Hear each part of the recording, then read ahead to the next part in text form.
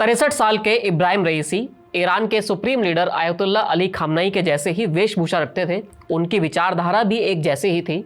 Iran में शायद Khamenei के बाद रईसी ही सबसे ताकतवर और सम्मानित शख्सियत थे।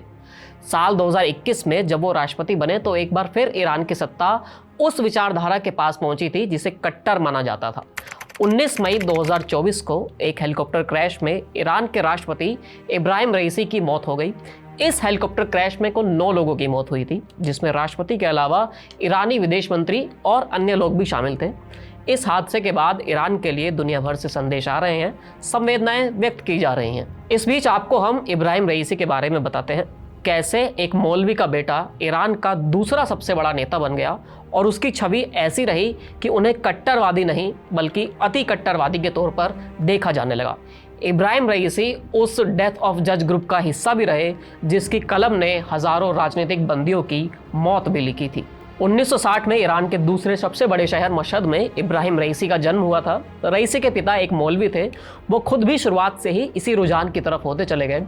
शायद ये घर के माहौल का असर था, लेकिन जब वो 5 साल के थे तभी रईसी के पिता भी चल बसे थे। इसके बाद कोम शहर में रईसी की पढ़ाई पूरी हुई थी। यहाँ की ही यूनिवर्सिटी में ईरान के धार्मिक नेताओं को बढ़ावा दिया जाता है और यहाँ से ही रईसी को एक रास्ता भी मिल गया था। ये वो दौर था जब ईरान में अभी क्रांति नहीं हुई थी। 1979 के दौरान ईरान में इस्लामिक क्रांति हुई और धार्मिक गुरु खामनेई की अगुवाई में ईरान में एक नई विचारधारा, एक नई सरकार को जगह मिली। सिर्फ 25 साल की उम्र में रईसी तेहरान में सरकारी वकील बने। यहाँ से वो आगे बढ़े और फिर एक ऐसी कमेटी का हिस्सा बन गए जिसकी वजह से उनका नाम इतिहास में दर्ज हो गया। इसे डेथ कमेटी या फिर जज ऑफ डेथ भी कहा जाता है। साल 1988 में जब इस्लामिक क्रांति आए वक्त हो चुका था, तब एक कमेटी का गठन किया गया जिसमें कई जज थे। इस कमेटी का काम राजनीतिक कैदियों को सजा देना था। वे पहले से ही जेल में थे, लेकिन कमेटी ने उन्हें धीरे धीरे मौत की सजा दी। 5000 से ज़्यादा राजनीतिक बंदियों को करीब 5-6 महीने के दौरान सजाए मौत दी गई थी। ये सभी वो कैदी थे जो उस वक्त वामपंथी विचारधारा को सपोर्ट करते थे या फिर खामनेई ग्रुप के खिलाफ थे। बाद में कई मौक़ों पर सार्वजनिक रूप से इब्राहिम रईसी ने इस कमेटी का सदस्य होने या फिर उन राजनीतिक मौतों के पीछे अपना हाथ होने से इनकार भी किया।